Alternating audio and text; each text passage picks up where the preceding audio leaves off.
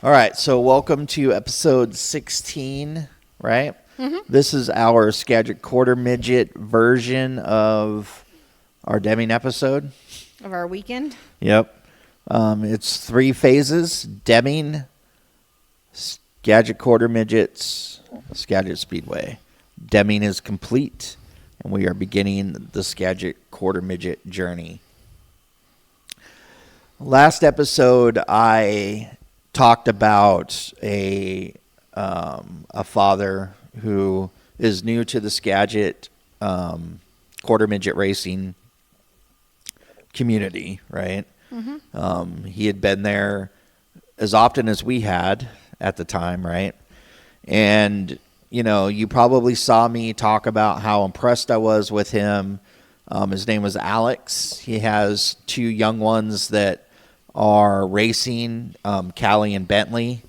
You know, they had their very first race at the Skagit Quarter Midgets last week. Very impressed with Alex because Alex and I have a lot in common. And not only that, he is an active officer in the United States Navy, stationed at Naval Air Station Whidbey Island, which is a place I was born and also did my internship. And so we were invited to have breakfast with Alex and his family Saturday morning, which we did. We had slated an interview with Alex and his son and daughter all at the same time. I have a lot of respect for Alex. Alex is one of the guys that, you know, he tells me when I drop the gloves and run through a wall and do the whole thing. There's a very small amount of people in this world that I will do that for, and he is definitely on that list. We provided Alex's kids with from the stand shirts as kind of a gift. And Alex gave me something that tells you the kind of honor that he has and the amount of respect that he has and that I have because he gave this to me. And so when you get your first commission as an officer in the Navy especially, but I would imagine it's any branch of service, you're given what they call a challenge coin. And when Alex was given the rank of ensign as he was going through, this challenge coin was given out to friends and family that were at the ceremony for his commission. And Alex gave me the challenge coin that was given out, and this has become one of my most prized possessions. I respect Alex tremendously for what he's doing for our country. He's a true American hero. I get to do what I do here because of what he's doing on a daily basis. And I knew that he was either a officer or a non-commissioned officer by the way he carried himself. You know, and Stacy was kind of looking at me funny, like, why are you so enthralled by him, right? I mean, because there's lots of people I encounter. But my grandma taught me something that I take and I think about all the time. You know, you can judge, my grandma used to tell me this when I was a little kid, you can judge the character of a man by not watching what he does when he knows everybody is watching. But you can judge the character of a man by watching what the man does when he knows nobody's watching. And when nobody was watching, Alex did everything that a good sailor would do and should do. And nobody was watching. Yeah. And he shows the kind of example, not only for his sailors that's under his command, but his kids, his wife, the rest of our community, the racing community at Skagit Quarter Midgets. He is a leader by action, not by words. And that's a rare thing this day and age. So Alex, we become very good friends. Like I said, he tells me to drop the gloves. Going to war, baby. Love Alex, his wife, his kids. They are all special people to me. So I don't know how Stacy feels. She looks 100%. really pissy right now. So No, I'm not. So we had breakfast. It was super good. We were kind of running late. But we were also running into some weather. It started raining up a storm, and when we finished up breakfast and we were getting ready to go over to the quarter midget track, we heard rumblings that they were going to cancel races. Racing was over for the day. The rumblings were if you at least showed up at the meeting, you got points. Yeah. So we were like, oh, crap. Okay. So anyway, we're going to get to the action on the track. But first, I want to play the interview that I did with Alex and Bentley and Callie. And then we will get into Callie had a great day of racing, some firsts. Yes. Which is pretty awesome to see. So anyway, here's the interview with Alex and Callie and Bentley. And when we come back, we will recap the interview. All right. So it is Saturday morning in rainy Alger, Washington. Hopefully this is the last part of the moisture we're seeing today. But if you guys saw the last episode, we talked about this family quite a bit. So I'm going to have them introduce themselves. They're going to kind of pass the mic down, but we're going to talk a little bit about quarter midget racing. You ready for that? Mm-hmm. Awesome. All right, so introduce yourself to the folks at home. I'm Bentley Sidwell, and I race the 13B car. Okay. I'm Callie, and I race the 87C car. I'm Dad Alex, and I fix the cars when they crash them. And you also have Cali Girl on your car. So when I saw you guys last week, I noticed the Cali Girl thing, and I love the little kind of play on your name. It's pretty awesome. So you guys had your first race last week. Yes. I've never driven a race car, so I'm curious. I mean, were you guys super nervous yet last week going into this? A little bit. Okay. I was nervous to where I was like crying. So I'm curious then. You're nervous to the point where you get emotional, right? So what made you push through to, because that's hard to still go and do the scary thing, right? Well, my dad encouraged me and my mom and my brothers. So. Oh, that's good. I love that. Are you guys excited for today's racing? Kind of get back out there and see what the car's going to do? Absolutely. I love that. Yeah, I'm excited and also nervous. I know you have a little bit more to be nervous about because you were involved in a little bit of a ding-up last week, right? Yeah. Were you hurt at all? Or is everything okay? I got a little bruise, but... You're recovered now? No physical? Okay. So, Alex, I want to talk to you for a second. So when we were at Skagit last week, you mentioned about your racing career. So I'm kind of curious if you can maybe tell us, like, when you started racing, what you started racing. And Yeah, absolutely. So I moved to Las Vegas, live with my dad. He bought me a KT100 go-kart. Okay. And we raced up at the Las Vegas karting track. I don't even know if it's still open, to be honest with you. But we raced up there. It's a lot like this Skagit thing. So it's on the Las Vegas Motor Speedway complex. And they have what they call the bull ring, which is almost like the every Saturday night, almost like your Evergreen Speedway. Oh, okay. Yeah. Concrete track. So they have that, and then in the Saturday mornings we would race the go-karts there on that track. Race that for about, I think it was 2 years. 2.5 years. The first year we went, it was kind of like what they're starting off at. Is we came to the season real late and did some practicing, got my lap times, to where I could at least run with the field.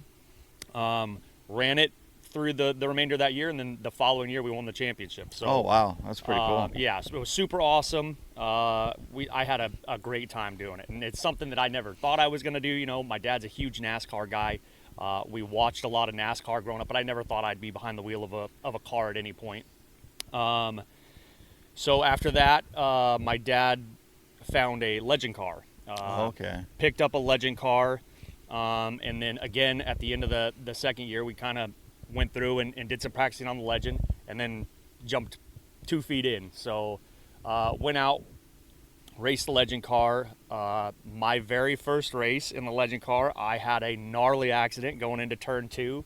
It was a good enough accident that we had to actually brace the car to the house and use a pulley system to straighten out the front end of the really? car. Wow. So And those are kind of meant to take a little bit of abuse, but if you had to do that, you got into that pretty good. Yeah. I learned very, very quick in my legend car career. If you're going to be a middle of the pack guy, you're going to have to learn how to dodge some wrecks. So our goal there was to get up front. And then Vegas was pretty cool because they raced a semi-pro, a pro, and what they called a Masters. The Masters was kind of like the older guys. The pro class was like your hot young gun kids who are good. They've been doing it a couple years.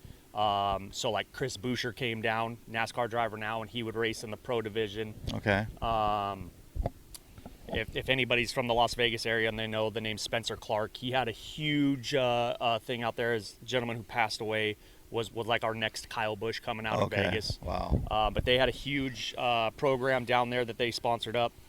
And then I was in the semi-pro because I was a rookie. Mm-hmm. But me and another kid, we were kind of battling it out for the top points, and we were able to get up there and start racing with the pros. Never Chris Boucher. Chris Boucher kicked my butt every single time he came out. I don't know how he showed up to a track and was just so much faster than everybody else who's been on that track for. It's amazing when you see that, right? Because you go, okay, what Wheaties, what kind of thing? Yeah, because absolutely. Yeah. Absolutely. So with your racing, was it ever on your radar that you thought your kids would get behind the wheel? I mean, before, 2 weeks ago, I think? So this one has kind of always shown interest in racing. Thank you, Trey Starks, because he got that interest from you. He wasn't around when I was racing. We came out here and watched Trey run. He's always had the interest, but with me being in the military, I deploy a lot. Mm-hmm. And after I commissioned to be an officer, now we actually deploy quite a bit more. Sure. Because there's less people in my field. So I deploy a lot, and so I have never really wanted to put them in because I don't want them to go get a taste of it, fall in love with it, and then I have to pull it away. Sure. And they can't do it. So I honestly never thought we would be here. So and that's pretty cool, right? I mean, you get to share someone wasn't necessarily on the bingo card with your kids. Now, I'm curious, so what about you guys? What is your goal with this? Are you guys, have you even thought about future in racing? Is that something you want to do as you get older? Is it As I get older, yes, I do want to kind of do racing. Okay, what would be if you had a dream, would it be like running a 410 sprint car? Absolutely. Yeah, yes. following in Trey's footsteps. Yes. So are you going to be ready for his car when he retires and just take it over? Maybe. Okay, what about you, Callie? I don't know. Just have fun with it, right? Yeah. Yeah, I love that.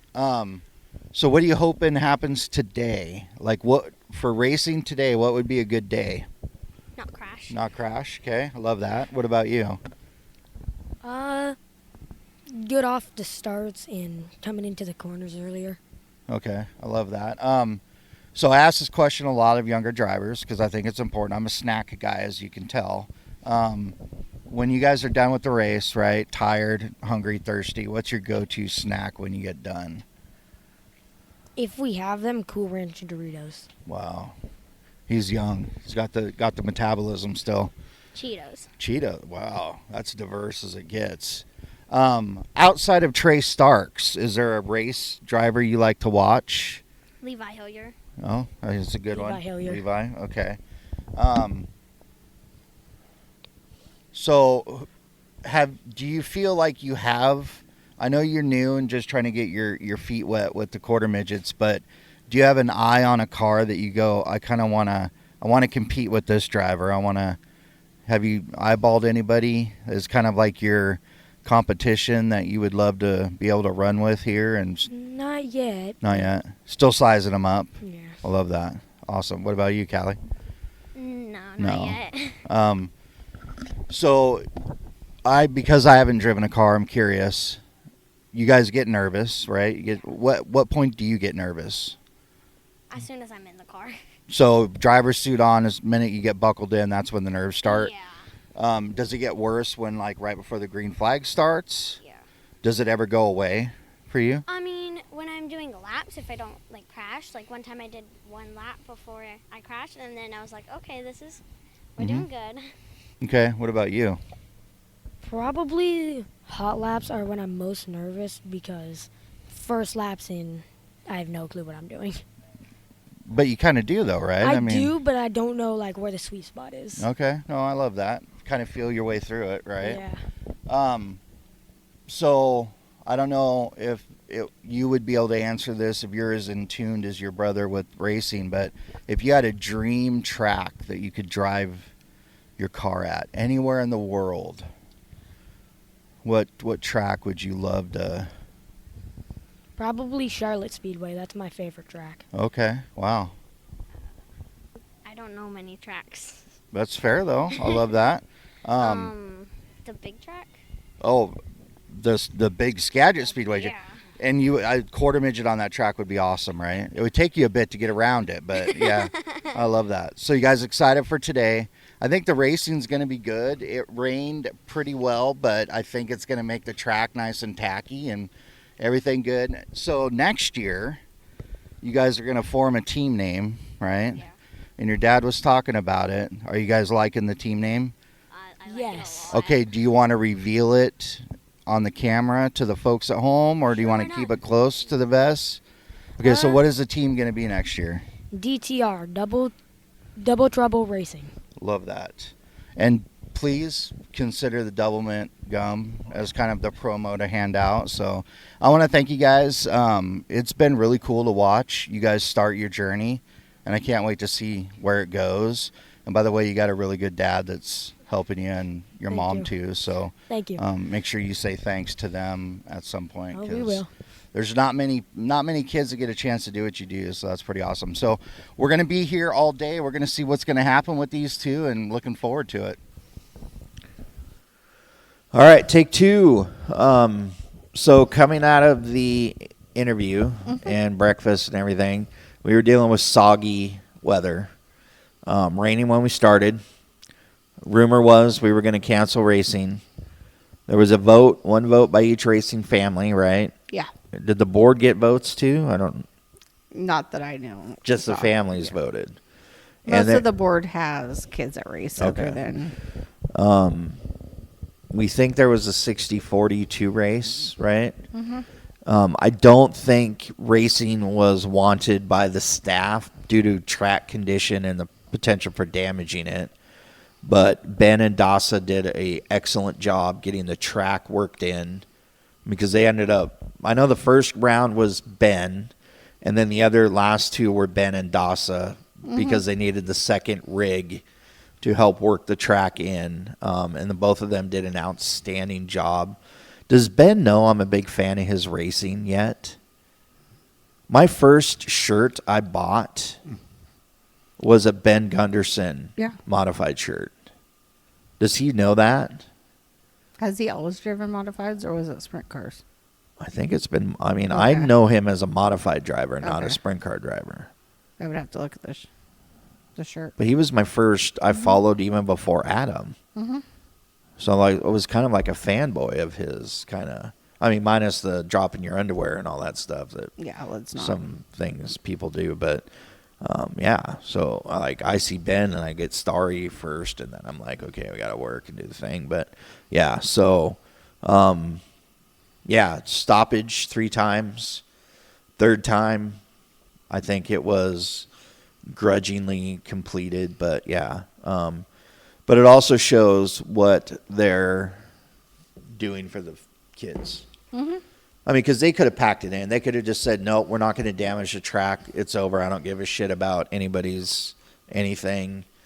No votes, nothing. They all care about the kids. And even though they maybe shouldn't have, but they ended up staying long enough and working it enough in to make the track still presentable and workable and drivable. So, yeah.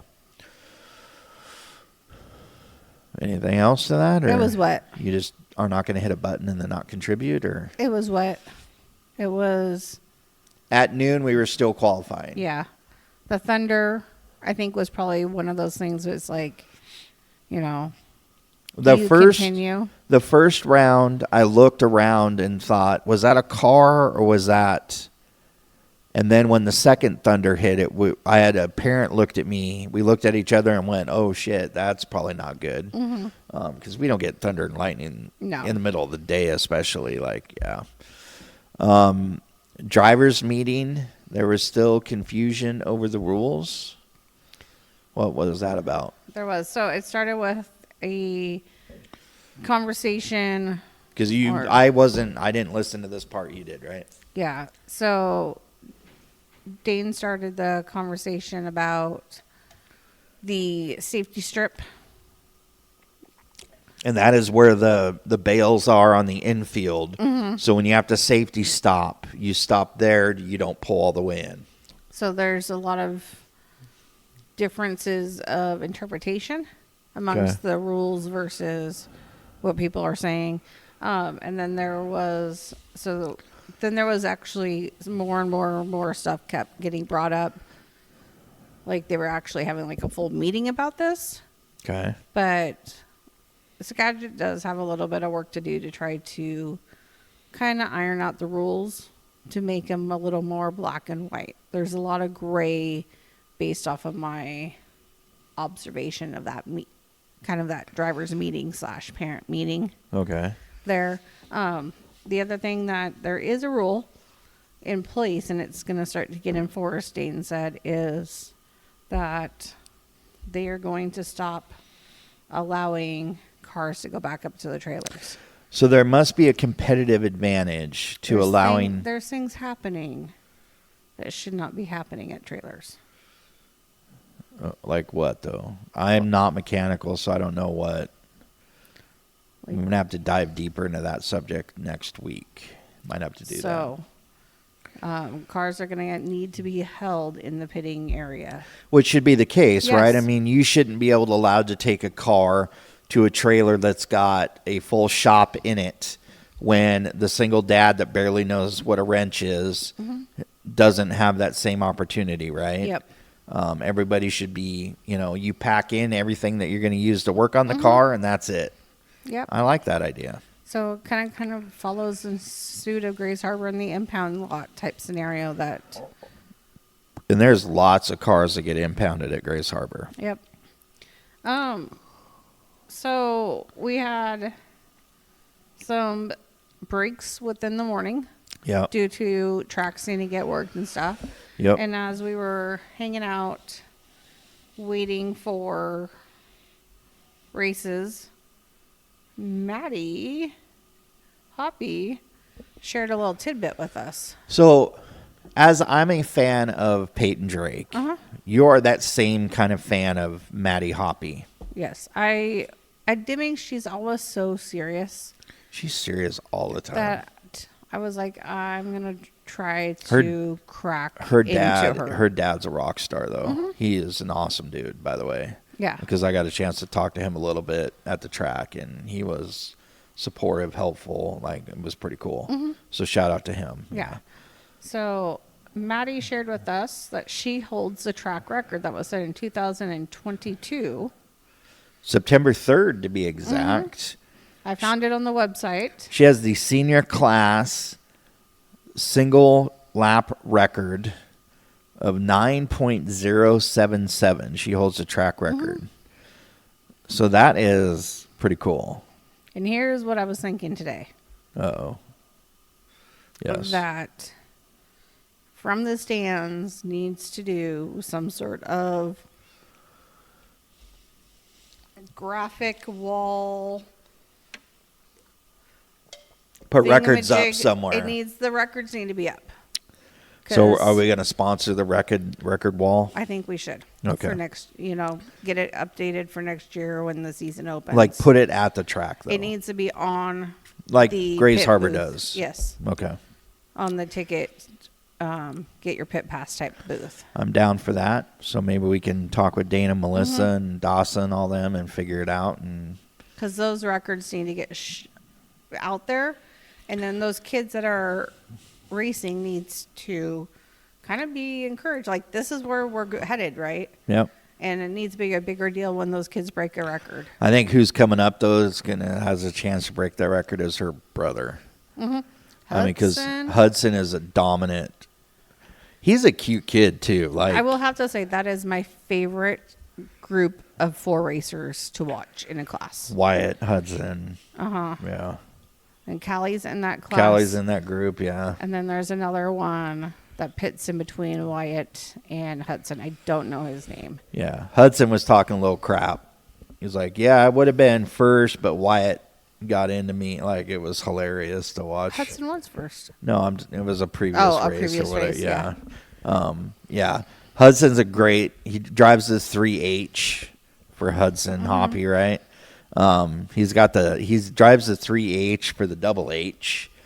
Yeah. So he is an awesome race. And and this is the thing that trips my brain up every single time is I see him on the track and he is dominating.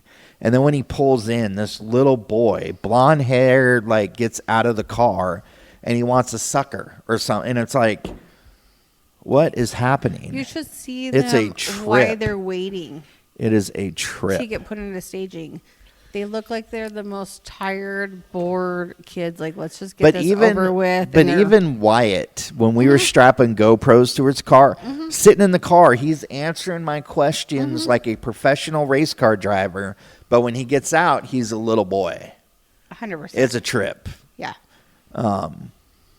And so we were contacted by Grace Harbor, who wanted to see about maybe next year coming up with some sort of pseudo dirt cup, clay cup, quarter midget, where we get some 10 or so drivers going, one race where, they come to Skagit. Skagit goes to, I would love to sponsor that race if we can figure all that out and help facilitate that. But we brought it to Dane, his attention. He kind of liked the idea. I think we have to work out the details with the board and everything, but Yeah. I think at least the groundwork is there to pursue it.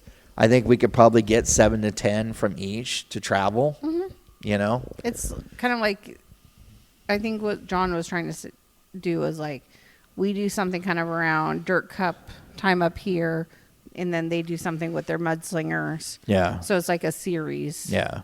I think it's a great idea. I think Skagit, I love John, and Chase is like my guy, but Skagit's going to beat the pants off of You Grace think? Harbor. I think so.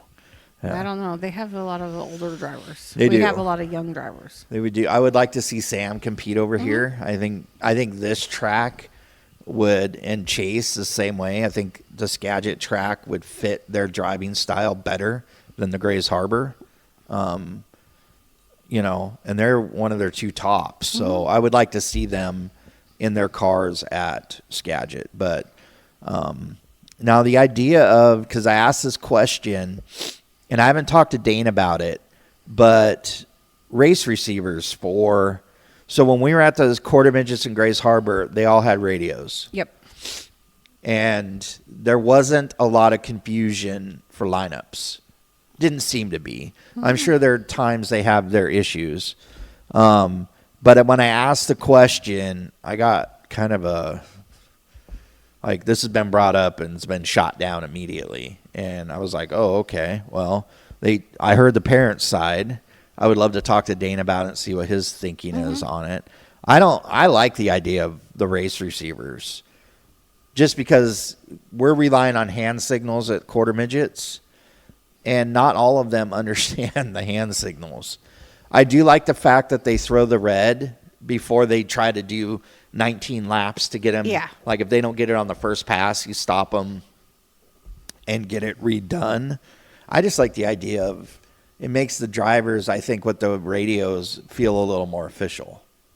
What do you think? I definitely think that. I think it's a great spot to be learning. Because you have to have them at Deming, right? Yes. And if you're going to graduate up, you're going to have to get used to the idea of somebody in your ear barking at you. And that's Skagit Quarter Midgets would be a great place to learn that. But it's a whole nother investment, and I kind of get that. We bought ours, right? It's the same one that like McKenna Morgan runs. Yeah. They're like $100. $100 on Amazon. Yeah, so I kind of get it, but I'd be curious to know what the Quarter Midget's official position is on it, just to understand it better. Yeah, I don't know. and maybe it's you start to enforce that they have to have them in the heavier classes and not the novice classes. Oh, kind of do a trickle down effect at first just Yeah. to see. Yeah, I You don't, know, and I know that some of those classes when you get in a main and you get 8 cars on the track and you have a wreck or whatever, and you have to get them relined back up. It takes a little while it can, to yeah. get them to space out and for this one to go in front and Yeah. to know when they need to cross up. And Well, that's something I'm going to ask Dane this week, just to get get whatever the quarter midget's official position is, and I will diligently report back what the answer, why they don't use them. So anyway, all right. So this time we brought the GoPro to the quarter midget track, and we have some GoPro footage. Did you view this footage? I put it on my computer. That's as far as I got. Okay, so I'm- if I say this footage exists, am I going to be able to show this footage to the people?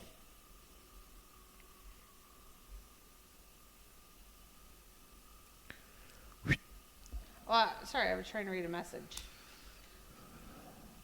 Because the worst thing is when I say that I'm going to do something on the podcast and then I can't do it because of a technical snafu. So, do we have the GoPro footage to use? And we attach the GoPro footage to Wyatt's car and Callie's car. And Kelly's. Okay. I have GoPro footage of Callie's Okay. running right now. And Jimmy had a really interesting thought process of attaching the footage of the camera backwards to see what you're looking at or what people are looking at when you're racing. Yeah, that would be kind of to see what the battle behind the leader looks like would be kind of a neat one. I think we're going to experiment with the GoPro more this week, right? Yeah. Okay. Well, we have 2 spots for GoPro footage, so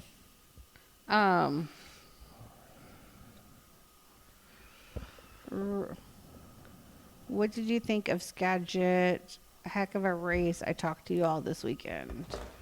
We're going to get into that in our next episode. yeah, we're doing episode 17 Skagit Speedway next.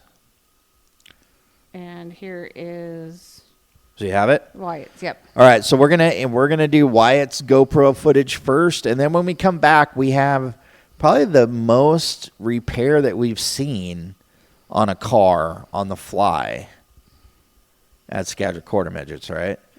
I would Anyway. agree with that. So here is the in-camera footage, in-car footage. How do I phrase that correctly? On track footage. On-track footage of Wyatt in the number 55. Here you go.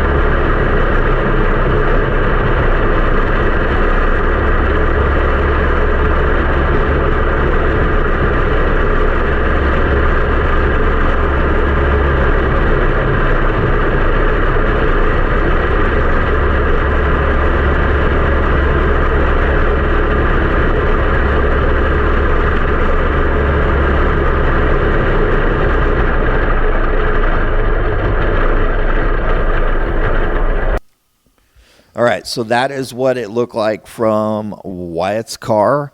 So the number 29 ended up having a issue in the staging area. And I recorded it as a torn fuel line. You corrected it by saying it was a bad fuel tank, I right? think they thought it was first a fuel line. They got that fixed and was still having a leak problem. So Ben Gunderson gave up a tank of his. So it started with like, oh no, we're just gonna not start. Yeah, they were going to just We don't have an take it extra out of the tank. line, yeah. And Ben's like, no, go get my tank off of 68. That's what happens a lot in quarter midgets. Mm-hmm. It's a lot of helping, and which I love that. You know, and then other people are like, don't give up. Like, let's go do this, because what if they go yellow as they're pushing off? And they did. And it did. And it did, yeah.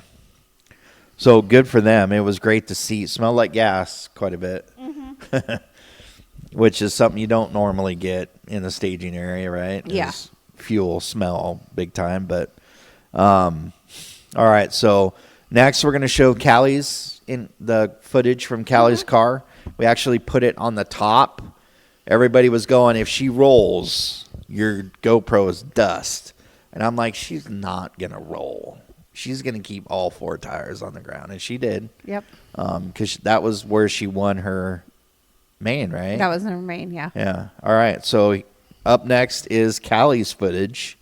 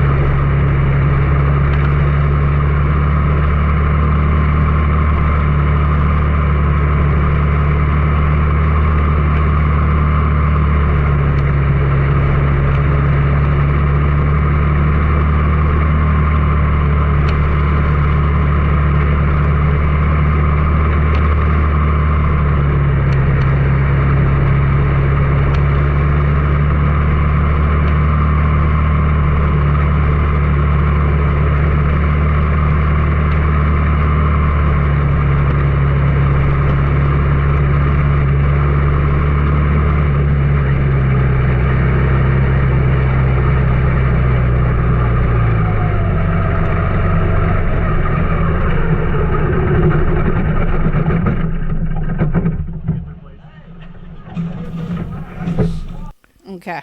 All right, so we had a little recording snafu earlier, and so we had the footage of Callie's race on the car. Yeah. So, and I think you said that you don't think we recorded how well she did. I think when we were coming back out of that interview, So Callie ended up cracking her car up in her very first race, right? Last week. It kind of rattled her. She had a little confidence issue coming into today. She was nervous. And you saw it during packing and hot laps, right? But once like that first lap unfolds and the second lap goes well, and you start to see the confidence build and build and build. So Callie ended up going third in her heat, getting her first ribbon, and then immediately, and this is the footage that you saw, was third in her main. That's the footage that we had. Got her first trophy and podium in only her second race. Now her brother Bentley ended up blowing his motor, right? Yep. But he will be back this week. They're going to do a motor swap. He will be back racing. But congratulations to Callie. She did a fantastic job. I'll insert the photo again. If I didn't do it in the first round, I will do it a second time just so people will be able to see. She absolutely killed it. So, yeah, congratulations to her. Now, we had Preston in the number 75. He ended up wrecking so damn bad, and I took a picture of it with my phone. He hit so hard that he stripped the front and the back off his car. Yeah. The cover His car was commando. Well, how else do you describe it? His car had no underwear on at all. Okay. His car was underwear free because he hit the wall so damn hard. The underwear went, nope, not happening. I thought that stuff was like bolted down. A lot of it is. Like, you've got to really, and I'm surprised. Do we know if he has a concussion?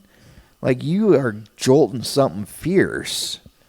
To have the underwear of the car just completely leave the car's body. Yeah. Have you been hit where your underwear just went? Poof? Nope. Doesn't happen. And there's these little floppy things on the cars. I didn't know what they were, but they're kill switches on the motors, right? It wasn't Preston. It was his brother Carter in the novice class. Oh, sorry. Did I get it wrong? Yeah.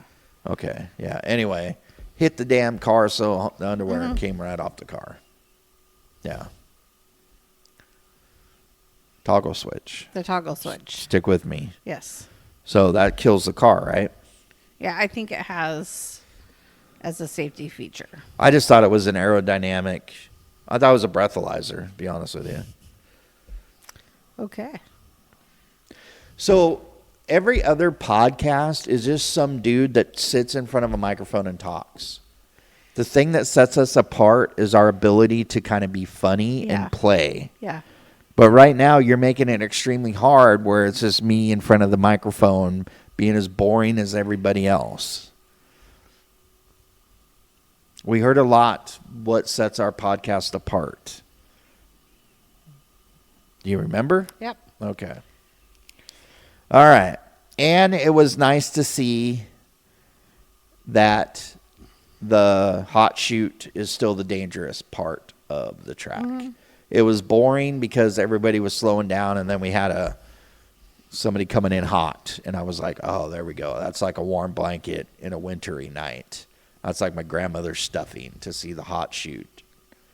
Actually be hot. Be hot, yeah. And then we'll end with, if you go to the quarter midget race and you see a car, get a yellow flag. See a car, stop, do the thing. You see Dane over there immediately, bent down next to the driver's ear, talking to the driver. I think one of the coolest things that happens is a driver can get spooked by what happens on the track, and Dane makes it a habit to be next to the driver and explain everything. And I love that. It talks about the character of Skagit quarter midgets, because sometimes those kids are freaked out, think they did something wrong, think somebody's going to be mad at them. And I love the fact that he sits and talks to them in a very diligent and purposeful way that lets them know that they didn't do anything wrong. And Oh, and I think one, to check on their safety. yep, make sure they're okay. Make sure they're okay.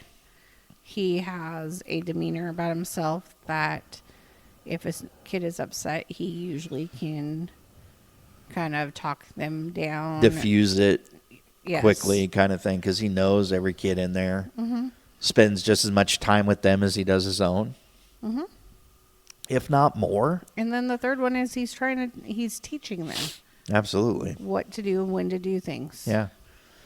It's one thing you will constantly see is when there's a car that something happens, he is bent down next to it to talk to the driver, and I think that's a pretty cool thing. So good for you, Dane. Keep it up, man. I'm a big fan and will always be. So anyway, that is our quarter midget episode. Episode 16. We have episode 17 left. So when we turn all this crap on again, we will be talking about Skagit Speedway. Skagit Speedway.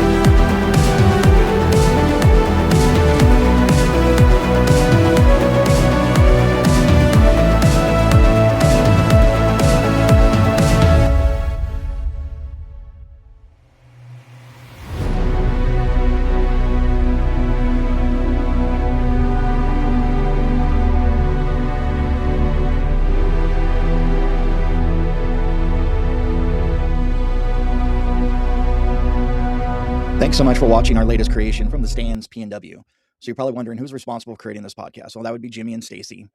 Who is the guy in front of the microphone all the time? Well, that would be Jimmy. Who's producing our episodes? Well, that will be Jimmy and Stacy. Who am I talking to on the social media side and who's creating all that wonderful social media? Well, that would be Stacy. A special thanks goes out to Top Shelf Galaxy Productions, and of course, a special shout out to Ice by Stacy Media for all the great graphics and animations. So please like and subscribe and turn on your notifications so you know when our latest hits the airwaves. You can find us across all social media platforms at From the Stands PNW. Once again, thank you so much for watching.